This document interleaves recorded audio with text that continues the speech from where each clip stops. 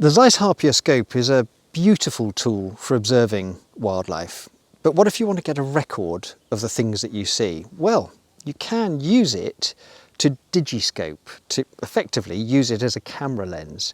You can, with a special mount that Zeiss provide, put a little camera on the back, or, like most people, well, like me, what camera do you always have on you? You got your smartphone. And you can get really very decent images on a smartphone through the scope.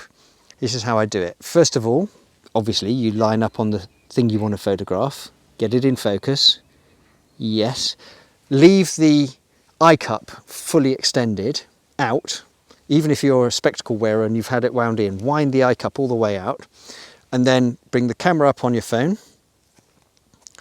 like that, and just looking from a distance at the exit pupil, you can see a little white dot in the middle. That's the light coming through the scope. Try and keep that exactly in the middle. I use my little finger to stabilize. Keep it in the middle of the picture. There you go, got it. And focus, photograph, photograph, photograph. And you can get some very decent pictures. The trouble is there is a lot of movement potentially between the camera and the scope. How do you eradicate that? You use a mount. This, as far as I'm concerned, is the best of them at the moment. This is the Opticron Universal Smartphone Mount.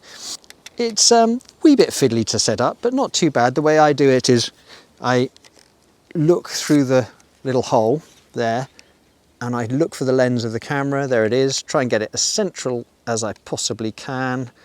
Put all the little slidey vice grips around the camera, tighten up.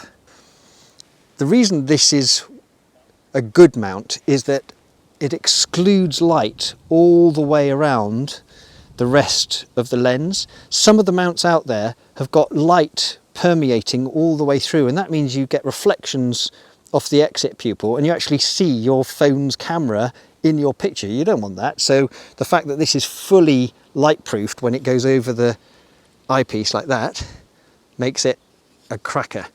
I just wind the eyepiece in so that little eye cup is flush with the exit pupil, flush with the glass.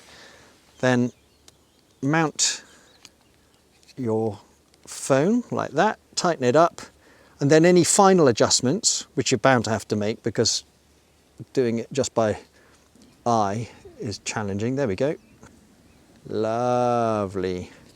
Now I have got a very decent telephoto lens set up on my iPhone, which means I can photograph everything that the scope sees. Not only photograph, but I can video it too. And it's not half bad.